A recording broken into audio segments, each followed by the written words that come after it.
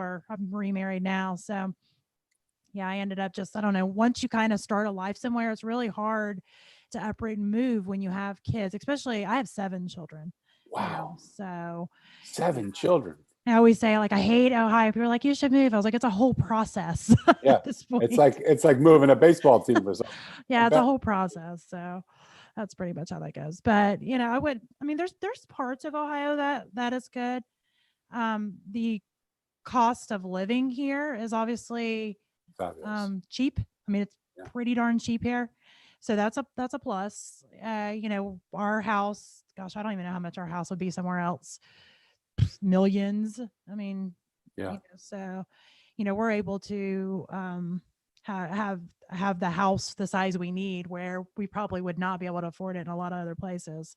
We were thinking we live in San Diego, and we were thinking I was thinking about a year and a half ago to move back to my hometown, Philadelphia. Um, and, Okay. and people said, "You're crazy. Why would you move from San Diego to Philadelphia?" And when you think about it from the perspective of weather, they were 100% right because the weather is so nice here.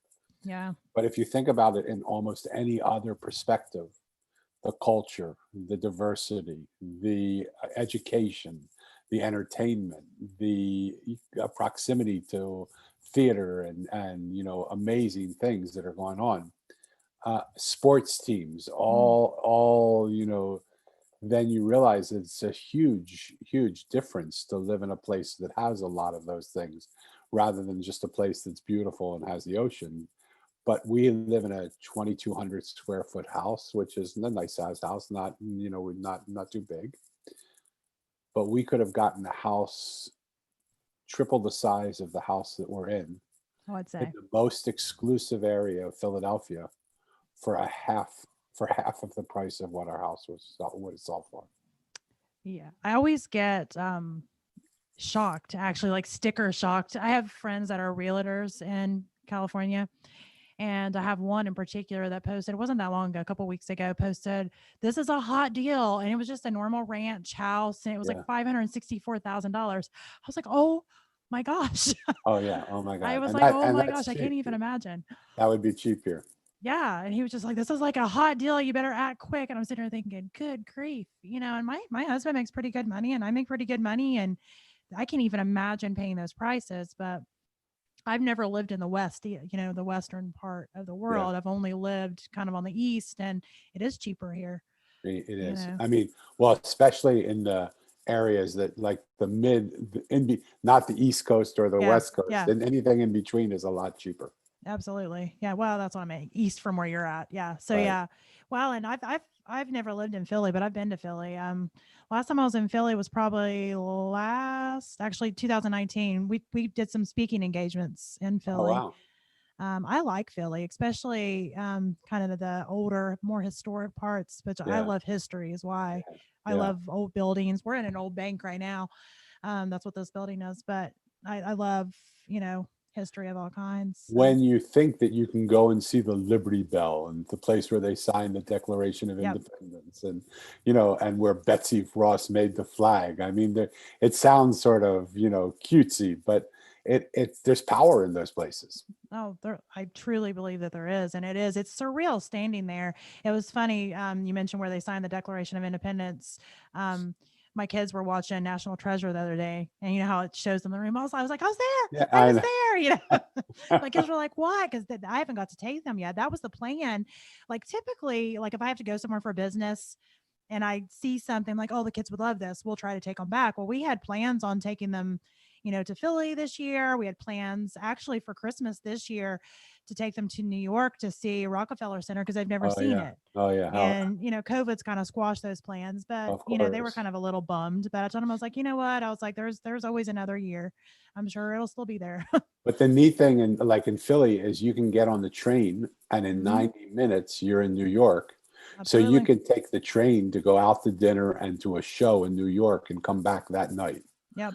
And in San Diego for New Year's Eve, they don't celebrate at 12 o'clock midnight. They celebrate 9 o'clock because it's 12 o'clock East Coast time. Oh, And they yeah. watch the ball coming down in the East Coast. And by 9:30, quarter of 10, they're closed. I mean, Well, it's crazy. yeah, that would be kind of strange. Although it would go with my sleep schedule lately. I could keep joking around that by 9 o'clock I'm done now. I'm completely wiped. Used to, I could stay up. I could stay up and do whatever. And now it's like I can't. I don't know. Getting older, my kids have sucked my soul out. So in a good way, I love my kids. I wouldn't change having them. Let's talk a little bit Please. about you though. I would love for you to kind of tell our listeners, who you are. And obviously you've got your beautiful book, which I love the book, but I am a sucker for black and white and geometric shapes. And I just love it. Loved your cover of the book. It's a Thank you. beautiful book. Thank you. Beautiful. Thank you. I wanted to make the book um, such that even if people saw it or just picked it up and didn't even read it, that they felt something from it. I wanted to feel it with some sort of vibration that Mm-hmm. would make people just feel better just by looking at it. And so for you to say that really makes me appreciative of you for noticing that that's, without even realizing that was part of the intent. I think if I look back on the life that I've lived,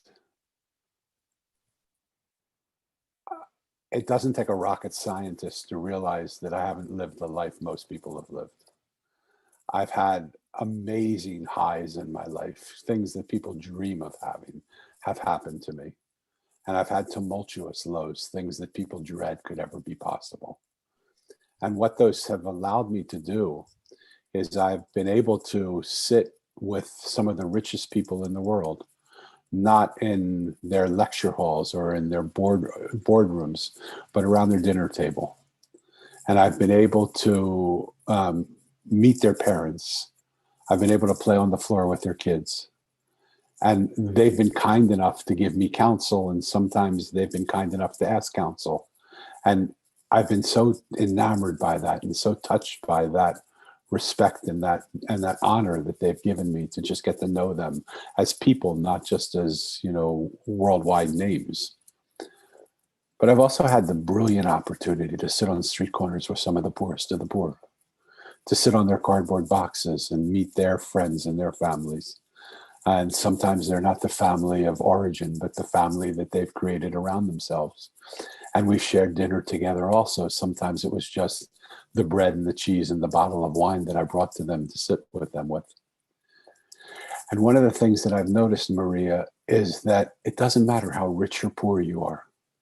It doesn't matter what color your skin or what religion you practice or don't practice. It doesn't matter what you say you believe or what you even do. Everybody that I've met and seen wants three things. They want to be loved and accepted. They want to be listened to and heard.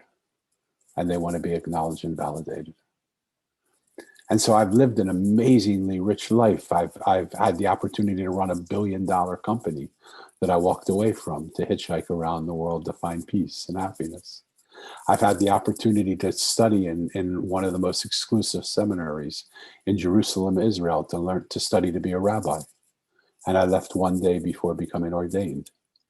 I have the opportunity to sit in a monastery for 10 years and practice the life of being a monk. And I walked away from that also. And I've started businesses and grown businesses. I helped grow a business from $3 million to $100 million in a 10-year period of time. And I walked away from that also. Because what I realized finally in writing the Mosaic is when my parents passed away when I was a kid. And when I asked the adults, where'd my parents go? Like, where are they? Because I was just a kid. And they told me they went to this place called heaven. So I was obsessed with finding that place called heaven. And I looked for it in all the different places. I looked for it in business. I looked for it in people. I looked for it in psychology. I looked for it in religion. But I never found it until I realized the place called heaven was not a place with a guy who looked much better than me and had a much better beard than I have. I had a big G on his sweatshirt. No, that wasn't the place that I was looking for. What I realized is heaven for me is the perceptual shift that happens when we look at something that we've always seen, and we've always seen it that way. And suddenly, from a grace or something else, we somehow manage to see it, what we've always seen one way, another way.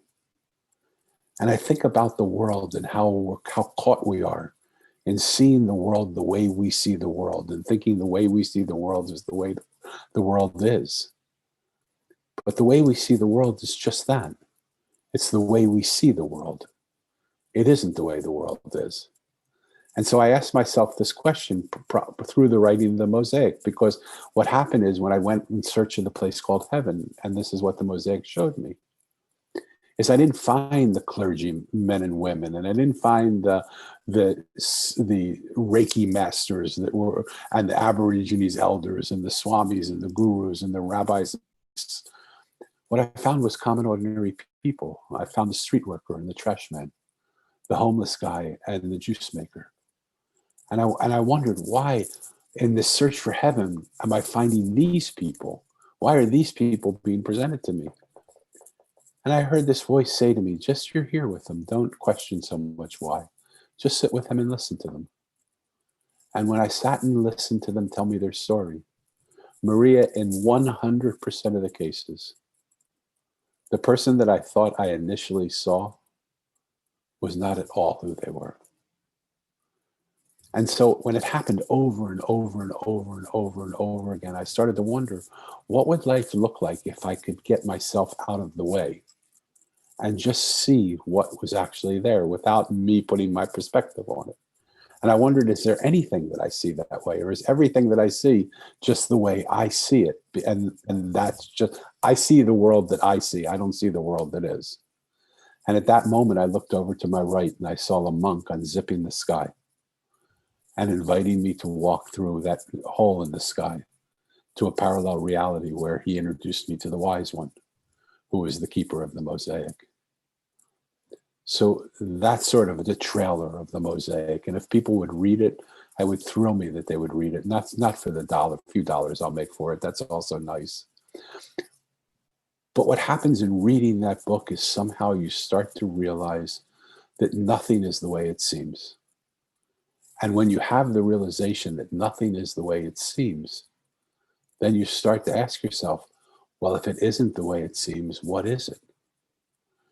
And that inquiry has led me through amazing disruption of my life. Everything that I thought was real, I'm suddenly starting to see it isn't real. It's just stories that I've told myself so many times that I've actually believed the stories are real rather than just stories. And when I unraveled those stories and I saw that they weren't real, they were just stories, then I started to say, wow, what is actually here? I love that. I literally have had chills several times when you've been talking, because I mean, I think you're 100% right. Life, and I say this a lot actually, that life is pretty much all perspective. It's, we see the world, like you said, the way that we see the world. And I think most of the problems that we face in this world now, if people would just take a step back and look at things from another person's perspective, I don't think there would be the bickering and the arguing, Yeah, because, we can only experience things and see things based on our own life experiences. And I think I'm a big believer that nobody is 100% good and nobody is 100% bad. And all of us kind of fall in the gray area in between. And, with that being said, if unfortunately you've lived a life that you've, from your perspective, seen mainly anger and sorrow, and, your perspective is going to be tainted with that view. And, a lot of times, like when you were mentioning sitting down with people, and what you found with people was not what you thought you was going to find. I found that myself with people. yeah, You initially get one feeling from somebody, but once you sit with them a second, you see the layers start to peel back.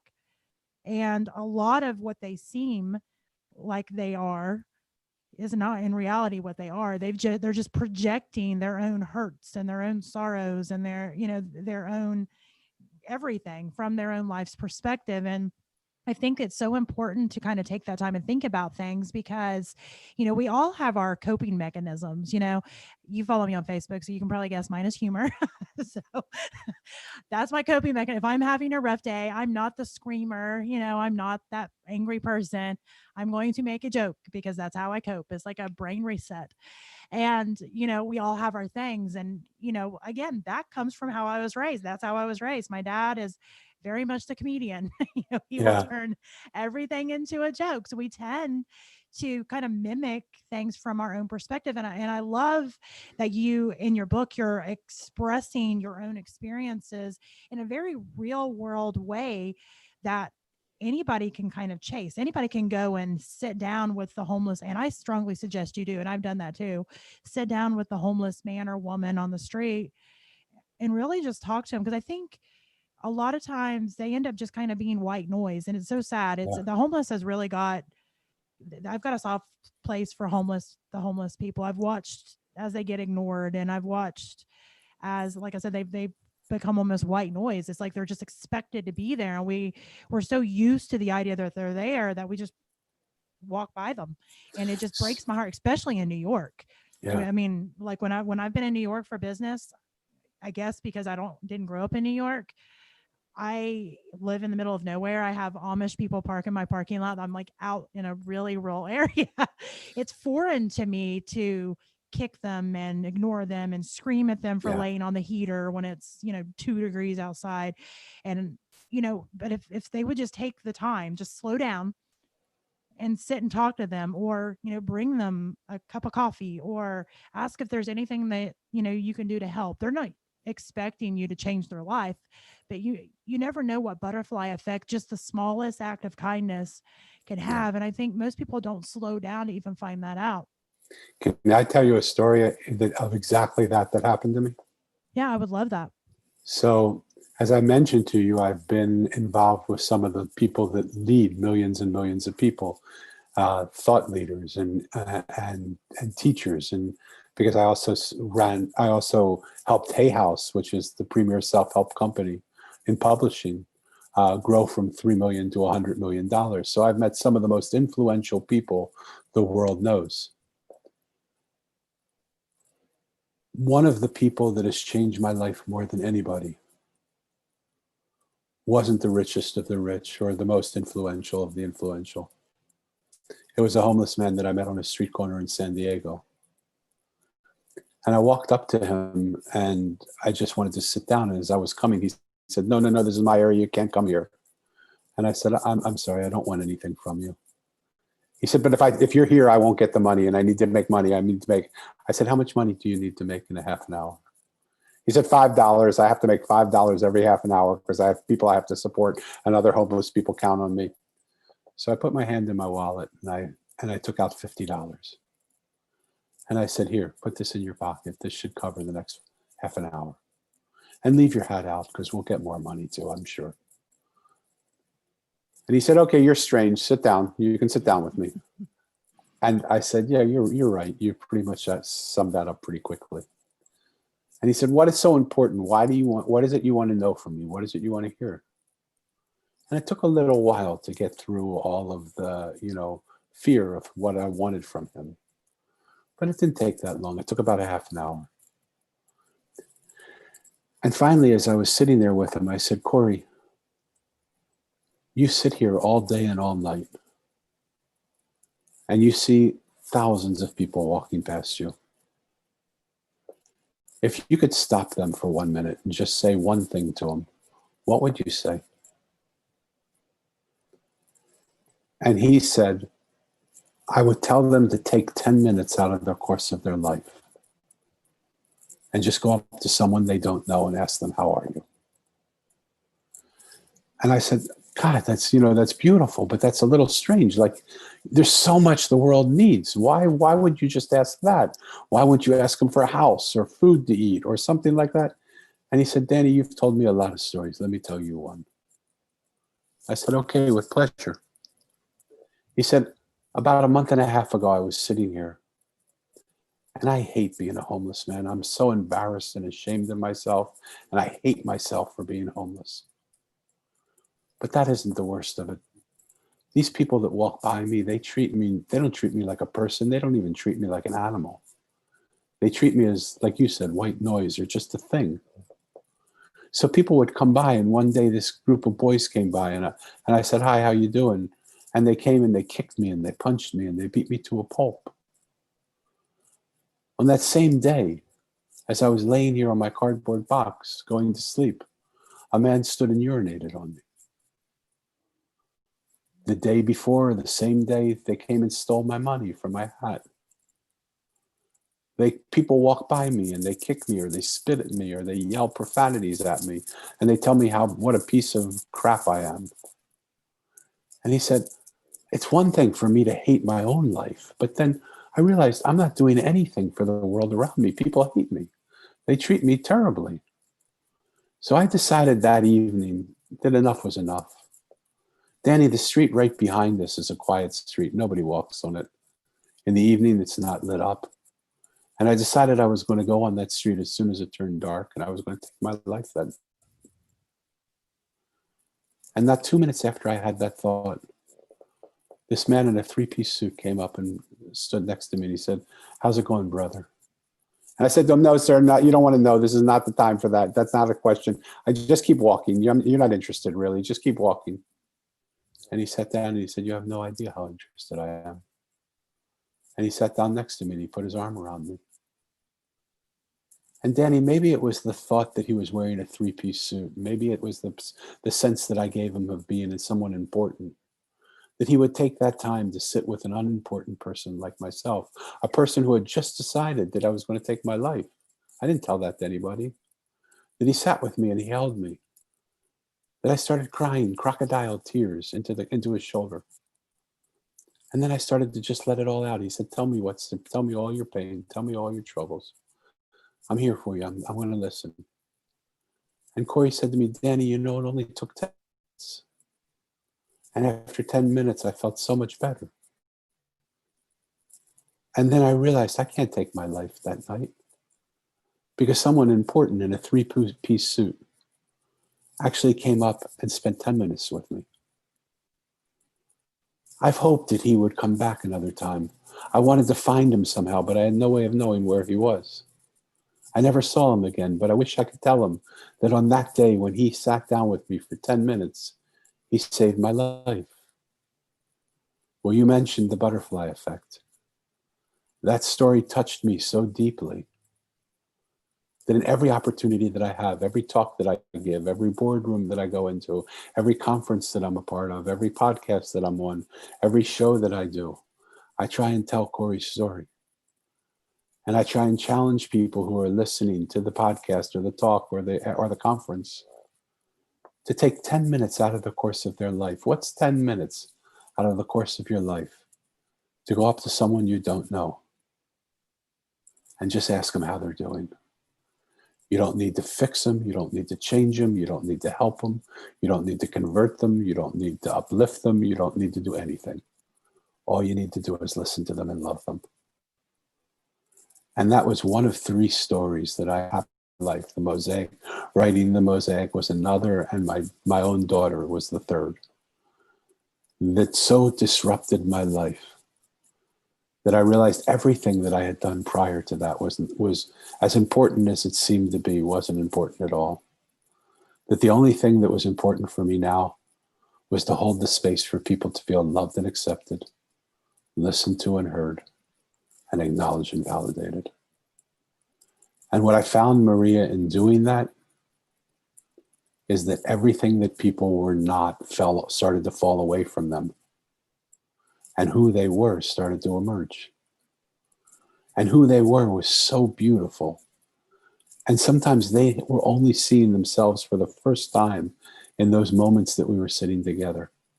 Because all of the protection, all of the fears, all the pains that they have experienced have put walls around them so tight and so that they forgot themselves who they were. And my biggest pain in this world that I live in is how few people actually know who they are. And how few people act from that place of the beauty of who they are, thinking they have to be somebody else. You don't have to be anybody else. You are the most magnificent, beautiful creature ever created. If you would only stand in your radiance. And that doesn't mean you have to be gorgeously, beautifully good looking. That doesn't mean you have to have a big purpose in the world. That just means you have to show up and do what is yours to do with 100% of you involved in it. You can be sweeping leaves in the street, or you can be running nations. It doesn't matter. When you live your purpose fully, you're the most exquisite being that can be found. Absolutely. And I love that. Again, gave me chills. I mean, everything that comes out of your mouth, I'm over here, chills, chills, chills. I'm going to tell you, put on a sweater. I'm No, I'm just telling you, teasing it's so, no, I mean, it's so right on and so much needed for people to hear. And on this show on a regular basis, I talk about just how important it is to live authentically and raw and real. And I share my own story of, working corporate and trying to wear this mask of perfection and trying to be what I thought other people expected me to be, and, never dealing with traumas I had had in the past and stuffing them away because it didn't fit in this, reality that I thought I was supposed to live. And, you can't be somebody else effectively for very long. You can't. It starts to eat and etch away your true self. And, one day I just kind of woke up and I just didn't even know who I was at that point because I had been pretending to be what I thought I was supposed to be for so long. And I think, your stories are so, poignant. And I think I've never been homeless, thankfully. Thank God. But what I can say is a lot of these people who are homeless, and I've had conversations with a lot of them, they've experienced that in numerous ways. But one thing that rings true with all of them that I've personally talked to is they don't even know who they are anymore, because we typically, end up defining ourselves by our job title, our, where we live, what we drive, da da da, all these things. And I'm not saying those things in themselves are bad, but once we start defining who we are by those things, I think that's where it becomes bad. Having a good car or having a nice home or having a good job doesn't, mean you can't live authentically. But what I found is a lot of people aren't. And I know I wasn't. And, when I found myself having these conversations with even some of the people that were homeless, and some of them had already started to figure out who they were far better than when they did have the house, the car, the job. There's something that kind of clicked inside of my head that was like, okay, well, there's one person in particular I can remember having a conversation with that it seemed like they had it all figured out. They're sleeping on the street, granted, but they had life figured out. And I was still in this place that I was starting to search. I wasn't sure what I was searching for, but I was starting to search. And, that's, it's been a long journey, but it's led me to the why of this podcast. Even is a lot of what you're saying is just talking to people. Successfully Chaotic came from the idea that, we all define success differently, right? Somebody may define it, the job, the car, or the whatever, but really we're defining our own success. And I truly believe that somebody on the street can be more successful than somebody that's living high dollar jobs, because success is what quality of life are you having? Because I can tell you, there's been a lot of moments in my life where from the outside looking in, I had it all together. I had everything that anybody would want, but I was dying on the inside. Yeah. I remember, can I tell you another story? Yeah, I'm a storyteller. I remember after my parents passed away, we grew up in a lower middle class family. And we were on the East Coast. And my mother had a sister that was in the Midwest. And her sister had married a man who had become a household name around the world. And so when my parents, but they weren't that close. We weren't, that was 50 years ago. And so 50 years ago, the world was a lot bigger than it is now. Now it's a smaller world, right? And so when my parents passed away, I thought I was going to move in with my close friends' family because they were more than welcome to have me.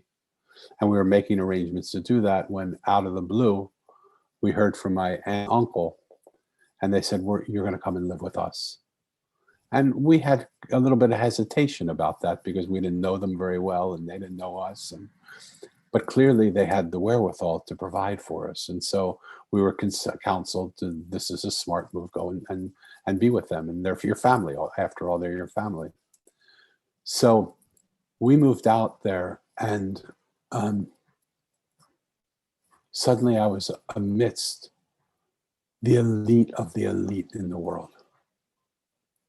And I remember my closest friend during that period of time was a guy by the name of Neil. And he and I did everything together. We were like Mutt and Jeff. You couldn't separate us, and we just loved each other. And he was a little bit of a rebel like me, but the son of a billionaire. And now I was the nephew of the billionaire. We would scheme together all the things we would do together when we got older, and how our friendship would create these scenarios for people to help the world become a better place. And my uncle offered me, after watching me for a month and a half, he said, I'm going to offer you something that will blow your mind. You're going to start out at the bottom of the barrel, pushing a broom. And I'm going to watch how far you can rise on your own. But I'll mentor you, because in 15 years, I plan to retire. And I want you to take over this company by the time you're 30. So I will watch you and make sure you do everything correctly. I will watch you and guide you to be able to sit in this seat and be able to continue the success of this company. Long story already too long, I decided not to do that.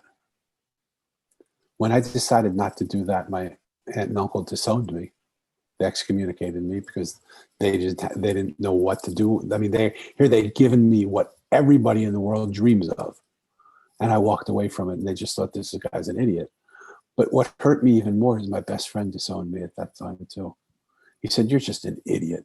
And all the things that we thought we were going to do together, how can you just throw those all away by making such a stupid decision to go hitchhike the world and find yourself? What are you, crazy? Like, grow up, dude. And it hurt me, to be honest. It hurt. That was 50 years ago. About 20 years ago, I was in New York at a hotel called the Mandarin Oriental, beautiful hotel. I was friends with the people who ran the hotel. And so they gave me a friends and family rate there, which was better than staying in a one-star hotel in the pits of New York. And so I stayed there with them, which was just such an honor to be in this beautiful hotel. And the hotel had an elevator from the ground floor to the 34th floor, which was the lobby, and then another elevator from the lobby up to the floors where your rooms were. And the lobby was exquisite because it just overlooked Central Park. And you would sit and have breakfast or drinks or whatever, looking out over Central Park. And I was coming home one evening at about 10:30 at night. And I was coming from the ground floor to the lobby. And I was getting out at the lobby when getting into the same elevator that I was getting into to go down to the ground floor. I saw my best friend Neil from when I was 15 years old. And he was passing by talking to a group of women. And I said, Neil? And he said, who said that? I said, I do. He said, how do you know my name? I said, Neil, you don't remember, do you? He said, remember what? And talk quickly because the elevator's about to close. I said, you don't remember I was your best friend at 15. He said, Danny? And he stopped the elevator. He said, open the doors of the elevator. He said, come to the club with us.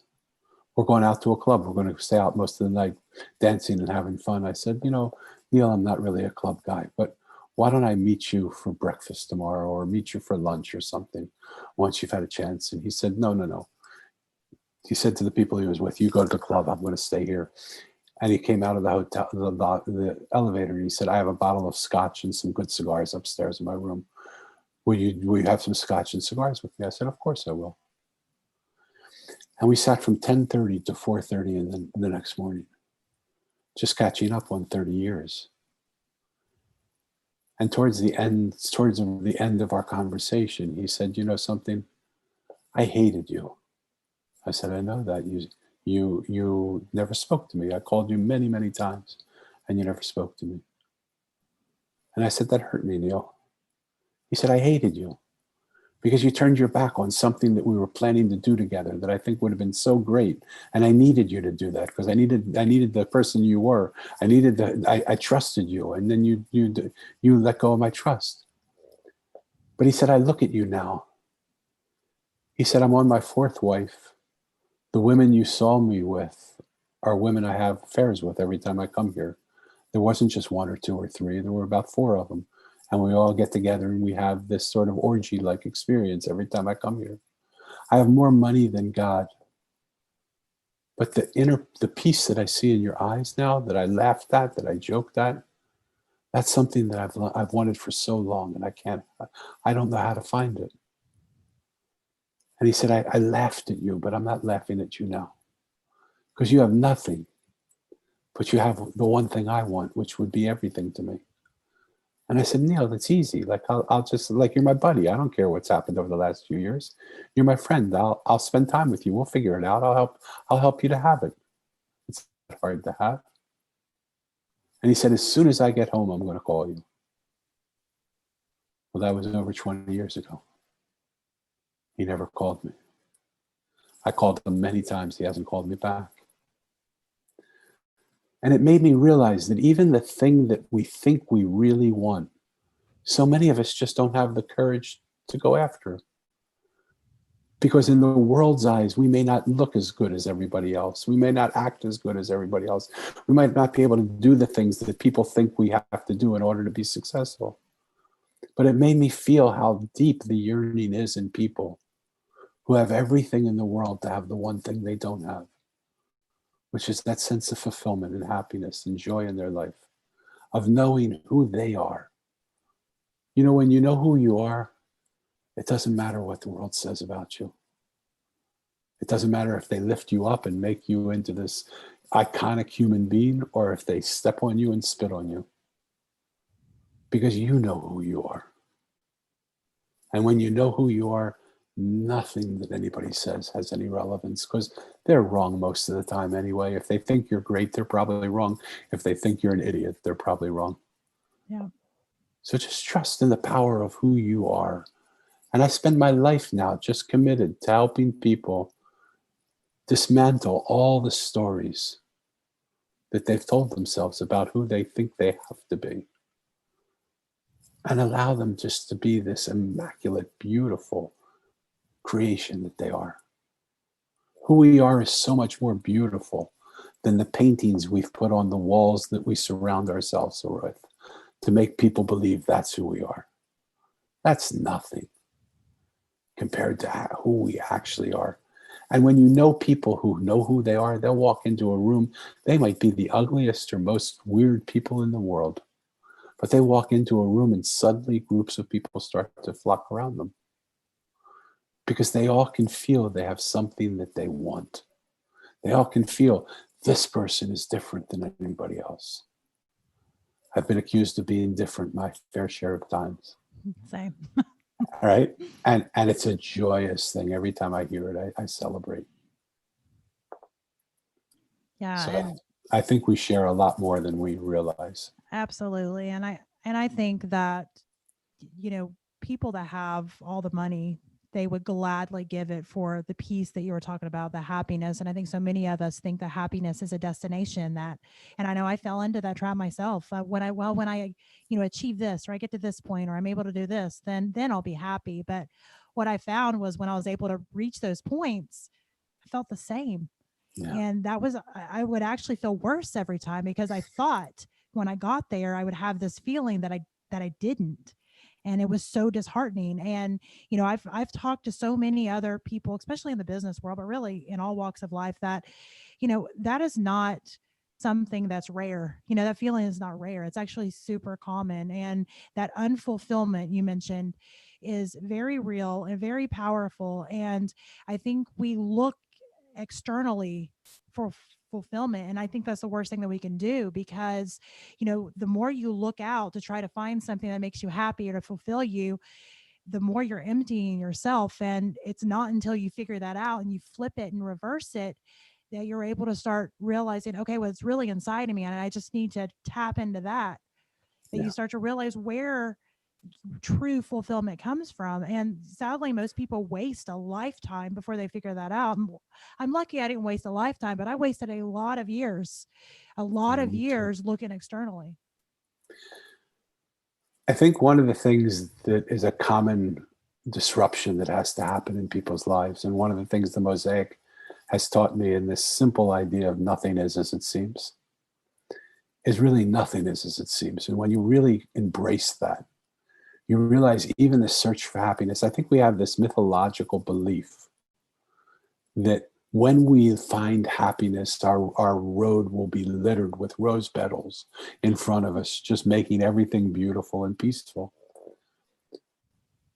I hope that's true. It hasn't been my path. My path has been a um, an assortment of rose petal paths and tremendous pain. And what I realized is one of the big obstacles in finding the happiness that we seek is that when most people feel pain, they do whatever they can to get away from the pain. But one of the things the Mosaic taught me through listening to the common ordinary people is that everything in the world is speaking to us, Pain is a teacher. is speaking to us. And if we try and get away from it, what will happen? Can I tell another story? You know I'm a storyteller, unfortunately. I love the stories. Okay, thank you. So the other person that's really influenced me in my life in a huge, huge, huge way is my daughter. She's 31 years old now. And she's been the biggest blessing that I've ever had in my life. But there have been many years where I haven't known that that was true. You see, my daughter's developmentally delayed. So she could never have a conversation like this. When she speaks, people don't understand her. And so she spends most of her time trying to communicate to people who don't understand her. And because we're so close and she's so sacred to me, and so I love her so much, that somehow over the course of these 31 years, I've managed to understand her sometimes. Like it's just something about her. I'll if I know what we're talking about just in general, I'll be able to piece together what she's saying, even though her words don't say it clearly. But there's so many times that I don't understand her. I remember my prayer used to be, God, just give me 45 minutes to have a complete conversation with my daughter, where I can just ask her what makes her happy, what scares her, and that she would be able to answer me just like any other human being would be able to answer me. And those 45 minutes never really came. But I just started to notice a trend that was happening in my daughter. That when she would speak and she wasn't understood or I didn't get it, she noticed I was getting old and maybe thought Green was leaving me, which, possibly it should. So she would raise her voice and say what she said louder. But it wasn't the fact that it was her volume. Although to her credit, sometimes when she screamed what she was saying, her pronunciation was slightly different, and I got something that I hadn't heard before, but not often. And so when she screamed and I didn't get it, what would happen is she would then throw a tantrum. She would get so frustrated that she wasn't understood that she would start to throw a tantrum. And it had nothing to do now with communicating information as much as just letting off steam. And when she threw a tantrum and she still wasn't understood, she would come running at me and to attack me. She would try and rip my shirt or bite me or do something like that. And this went on, Maria, for a long time, like 15 years. And you can feel from my essence of who I am that I try and believe that I'm a sensitive man that tries to listen and hear and get stuff from people, but I just couldn't figure out what the hell was going on because her time frames were also different. It wasn't like I'm saying that she spoke, yelled, tantrum, and attacked all within a course of a few minutes. Sometimes it would happen in the course of weeks. But the same thing was happening. So finally, she was coming running to attack me at one moment, and I just sat there and I said, Elisa, this can't go on. You know how much I love you, and you know I want to understand you more than anything in the world. I can't understand your words. Can you speak to me in a way that doesn't use your words? And she stopped dead in her tracks. The rage in her face turned into a smile, and that smile seemed to come from the pit of her being. And she looked at me and in perfect English said, I am Daddy. And I said, I'm sorry, expletive deleted. What the expletive deleted are you talking about? How in the hell are you doing that? Like, what are you doing? How come I don't know that? And she took her finger and she put it to the side of her head. And I said, you little son of a gun. Have you been putting thoughts into my head? And she started to laugh, this uncontrollable laugh, a contagious laugh that got us both laughing for about 15 or 20 minutes, which is a long time to laugh if you think about it. And we just couldn't stop laughing. But what happened is suddenly the release of all of her desire to try and tell me the way she was communicating to me, because she was putting thoughts into my head. And I had heard those thoughts, but I didn't trust that that was real. I mean, who trusts that someone's that can't even speak is sending telepathic messages to you? And so we looked at each other, and you know, from that moment on, I said to her, Elisa, whenever I can't hear you, just do that now. Now I know that's how you're communicating to me. From that moment on, she's never yelled, she's never tantrumed, and she's not. If that would have been the end of the story, I would have been in bliss, because now I have a way of communicating to my daughter. But I got a little greedy, because I started to see behavior in everybody that I know. I saw it in families, I saw it in businesses, I saw it in government, I saw it in prisons, I saw it in hospitals. And so I started to go out to the places that I saw it happening. And I started to take a look and see, did people really opt in the speak, yell, tantrum, attack mode? And I saw they did. And I realized that teach 31-year-old developed delayed kid, was the answer to how we resolve problems in the world. Because when we listen to what another person's saying and not just fight them, they don't need to scream. When we listen to their scream, they don't need to tantrum. They don't need to create chaos. When we listen to the kids, then they don't need to attack. And I saw, if we would start to listen to the people that stand on balconies and shoot into squares, if we would listen to the people that blow up buildings, they blow up buildings, but they won't blow up our buildings. I've spent time sitting with people that hate. They hate as their profession. And when I listened to them and I said, what are you really trying to say? Because I believe, just like my daughter, you're yelling, you're tantruming, you're attacking now. What if I could hear you speak what you wanted to say? What would you say to me? And when they say that, they say, Danny, we know you don't agree with us. We know you don't believe like us, and that's okay.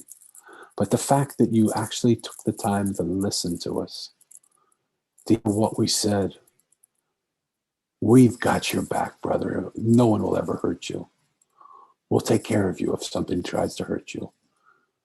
Because you don't have to believe us. We just will acknowledge and validate it by you believe what we believe. What would that do in a person's business?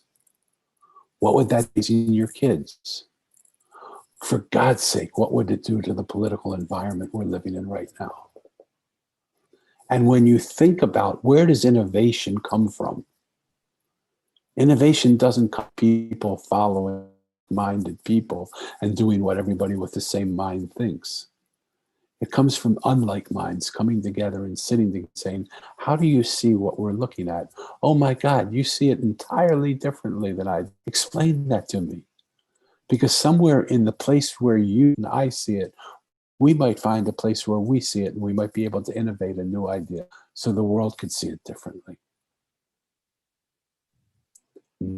write about in my book, The Mosaic, but all of it is in the spaces between the words. That's what the real story is.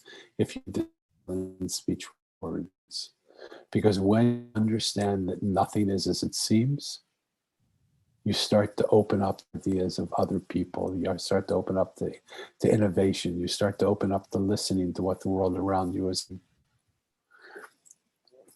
What's the pain in your body saying? What's the pain of your business saying to you? What's the earth telling us in the way it's acting towards us?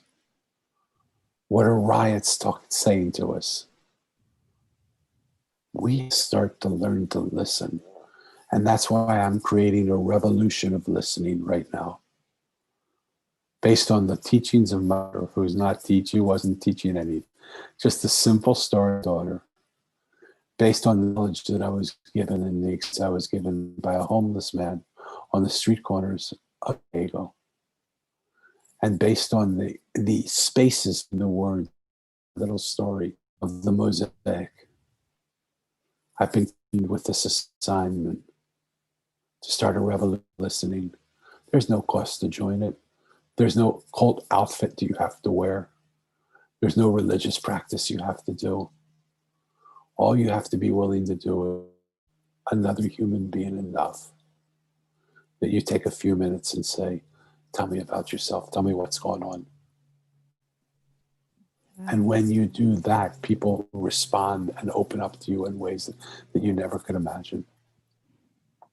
And feeling understood, you hit a couple of points there. I'm having a autistic child myself. I have an 11-year-old who's on the autism spectrum. I was actually fighting back tears on a couple of points because he is verbal now, but for the longest time he wasn't. And they told me he would never be, which, we've gone through the tantrums. We've gone through the exact steps that you said, many, and he still does. I mean, there's still times that he does. And I know for me, my parenting journey up to that point, because he's child number 5 out of 7, you think you have that parenting, gig down, Totally. by the time you're pregnant with your 5th, you're like, I got this. But, I didn't know what to do, and, I had to kind of relearn how to parent. But honestly, and I say this a lot, I thought I was there to help him because he had so many challenges, but really he was sent to help me. Because then I'm going to try to not cry here, but there were so many parts about the world that I don't think I would be able to see like I do now if it hadn't been for him. Because you mentioned language, and even though he is verbal now, I always explain autism to people that aren't used to Cade, which is my son's name. They're not used to him as a language barrier, because it's easier for people to understand a language barrier, because even though he's verbal, his native language isn't English. His native language is autism, and it will always be autism. He can I speak love that.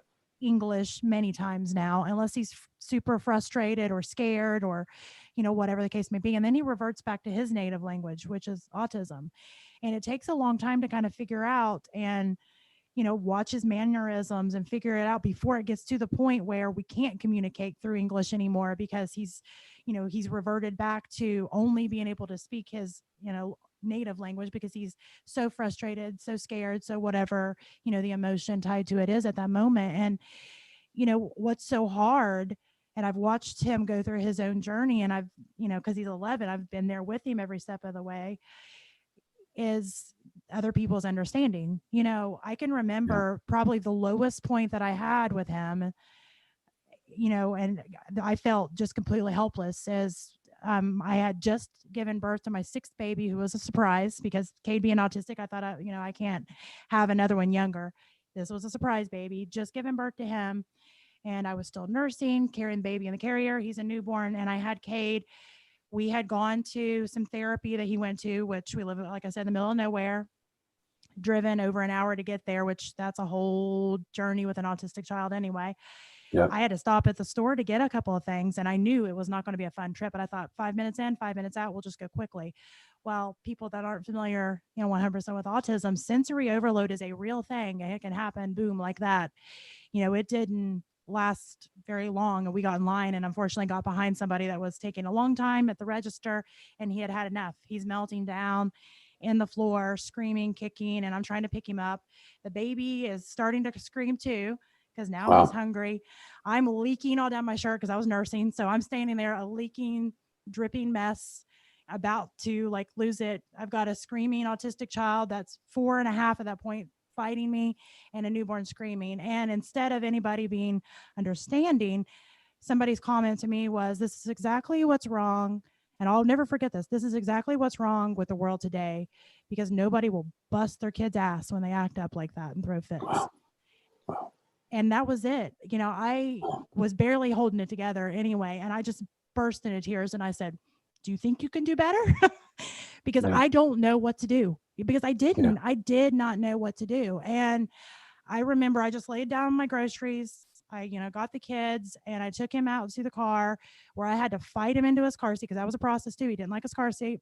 It Yeah. looks like child abuse, fighting them into their car seat. And I got into the front seat and I sat there and I just broke down. And I Yeah. cried and cried. And I remember thinking, God, if you were going to give me a kid that had problems like this, why did you not give him the face? Why did you not give him something that was visual? Because to me, in my mind, the only special needs that I had experience with was my uncle, who's Down syndrome. Well, Down syndrome Yeah. has a face. They had, like, somebody Yeah. can look at them and they know Yeah. instantly, oh, they're having problems because, Right. dot, dot, dot. Right. But with Cade, there's no outward visual signs. It's Yeah. hidden. And that was so frustrating to me. And I felt horrible for having those thoughts. But, Yeah. I've used that when trying to help other people with autism or understanding autism and all that, because yes, sometimes you can see outward disabilities, but not always. There's a lot of times that there's no physical signs, but that doesn't mean Yeah. they're not struggling. Sometimes Uh, more so on the inside. the things I love about what you're saying is, if we would approach our non-autistic community the way we would approach autistic community, because the non-autistic community sometimes no sign look pretty normal.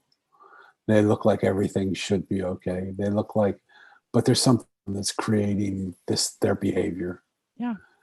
And in your life, it was the act of an autistic son. But how about the person screaming obscenities on the street corner, leave pro-Trump or anti-Trump? How about the person that is fight you for a few extra cents on an amount of something that they think deserves to be less? How about all the situations in the world where people appear to be so normal, but somewhere within them lies their non-autistic autism, and within them that if we only knew what they were going through, if we would only take the time to listen to them, to be able to hear what's actually going on that's causing them to act the way they're acting, Absolutely. would see the world entirely different. I agree. So that's why, for me, the evolution of listening is so important. I It's agree. it's so exquisitely important for us to realize that we're all connected. We're not separate. What you feel and what are exactly the same. We just have different ways of showing it. We have different ways of expressing it, but we all want the same thing. There's no one who wants the world to be worse off than it is. There's no one that wants to hurt people maliciously. We all want to help the world. The way one person might do it, the way I might do it, entirely different. It might be reason for us to argue or disagree. But when we get to the core of what we want, we could say to each other together, you do it the way you, I do it the way I do it. And how do we help and support each other to do that? Because what we want is, and what I about our conversation here is you seem to validate something that so many people have told me. Danny, when you say these things, it seems simple. It seems so easy to understand. So, like, this isn't hard. This isn't a major philosophy. This isn't a part of some religious cult or organization that you have to pledge allegiance to that has us doctrines of beliefs or things. This is just human decency. Just what we all know is in our own hearts. And when we just do what we know, when we have the courage to be ourselves and let other people be themselves, what a beautiful world this is. and what a beautiful world we can make of it. It's not hard, easy. And it can change like that.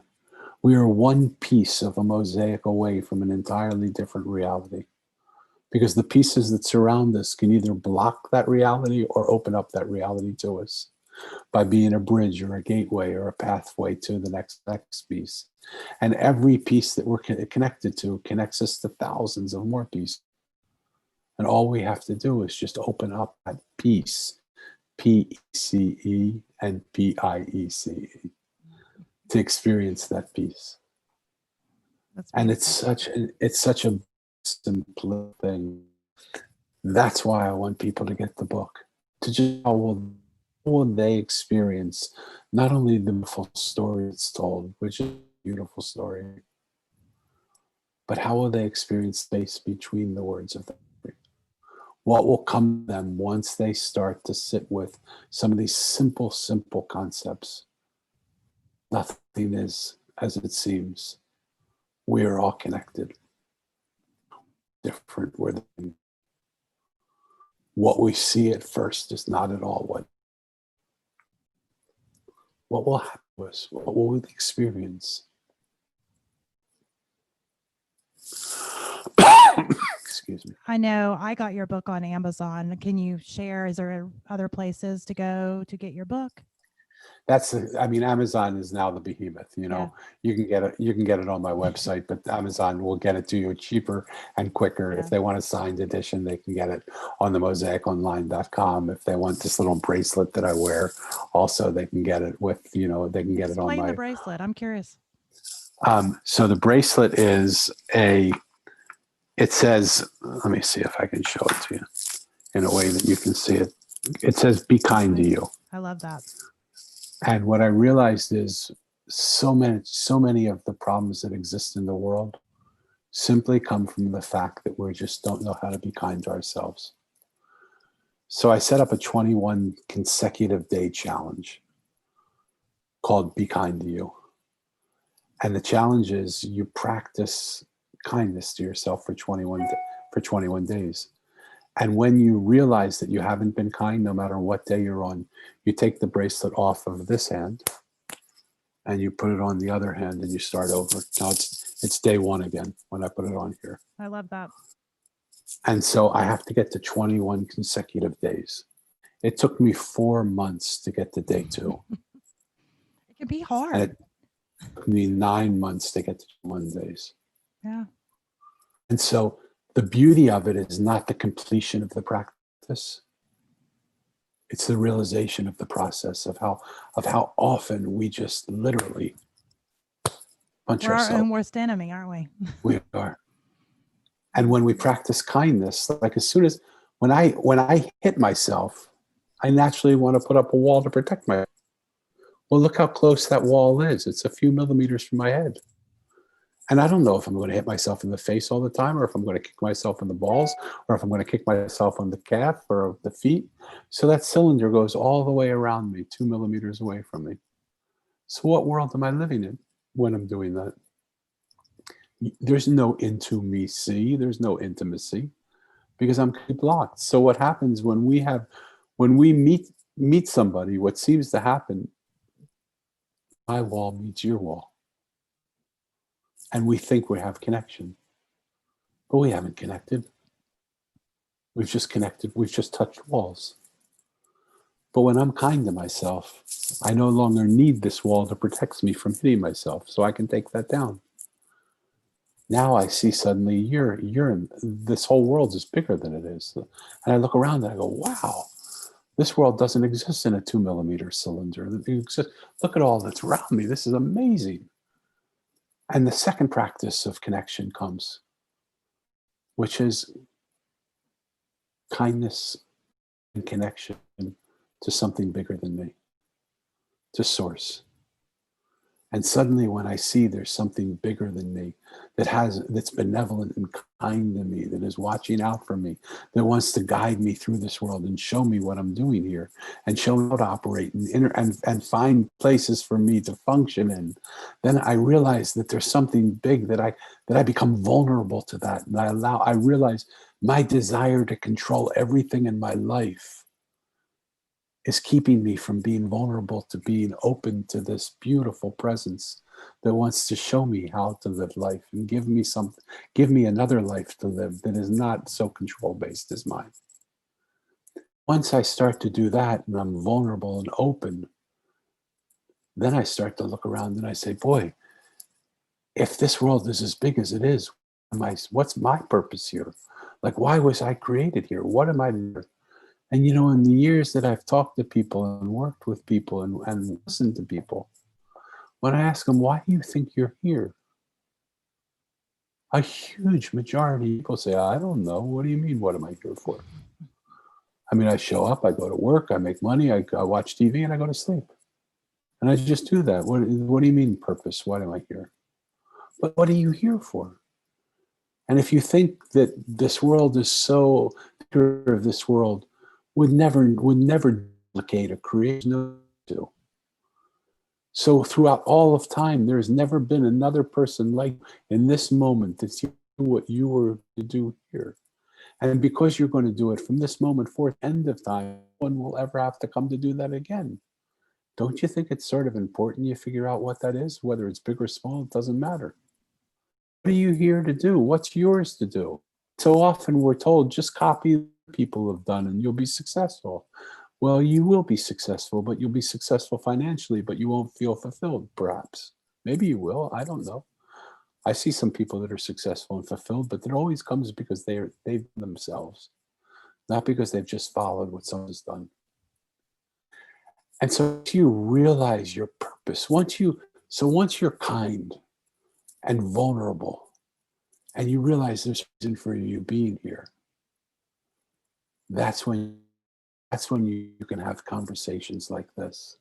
And that's when these conversations of connecting with another human being become powerful. That these are the conversations around which Mead said, it doesn't take a lot to change the world. It takes a few people committed to what they're doing, committed to being, they don't even have to be committed to the same thing, but committed to being themselves, that have the power of the world forever. My mission is to open up and hold the space for those people who want to be kind to themselves and kind to the world, vulnerable to the world around them and open to something that's bigger than themselves, purposeful in why they're here, and connected to come in and make a revolution of spirit, not where we get mad and we yell and we scream, but where we love uncontrollably. And that uncontrollable love fills every corner. That if we can be scared of a virus of fear, like the coronavirus, an invisible virus that comes and it's literally put a halt to the world, what would happen if we started to spread knowingly, powerfully, lovingly, the contagious virus of love? An invisible virus that has the power to spread beyond our wildest dreams. And the only way I know to start that is by doing that one-on-one with everybody that I meet. Holding the space for them to be loved and accepted, listened to and acknowledged and validated. When my wife did that for me when we first met, she said to me, I love you, Danny. I was the most part of my life. And I said, why would you love me? I have nothing to give you. And she said, nobody's ever asked me why them. I love them. I love you because and in that moment, I felt invincible. Like conqueror, and I could do anything. How powerful love is. That's the love that I want to share. That's the virus that I want to spread. The consciousness that of possible. And we can do it. There's nothing in front of us that we cannot do. everything is reversible. There's nothing irreversible. It just takes all the things we've been talking about, which are really simple things to do, to just start doing. And for God's sake, if I can do them, anybody can do them. Because I'm just a little bozo on the bus trying to find my way back home. I love that. And I think if anybody listening wants to find out more about Danny's book, The Mosaic, you can go to Amazon. I'll make sure all the links are in the show notes and everything. But like I said, it's a beautiful book. So even if you just buy it until you're ready to read it, it's going to be gorgeous sitting on your coffee table. But I mean, I strongly suggest that you start reading it. I love the conversations that we've had today. And I've gone from, chill bumps to try not to cry to try not to cry to goosebumps. So there's always proved to be very good, deep, moving conversations. And those are the kinds I think that are worth having, honestly. You can have superficial conversations a lot, but you can really tell. I'm sure that you've talked to enough people that you can tell also that you can really tell when somebody is literally speaking from their soul, from their spirit. And it's a whole different kind of a conversation. And I really have enjoyed having you on today. Thank you so much for the honor to get to know you and for the privilege of being on your platform. I really appreciate you for having me. Absolutely. And I will make sure that all the information to get in touch with Danny Levin is in the show notes. And again, Danny, thank you for being a guest today, and we'll stay in touch.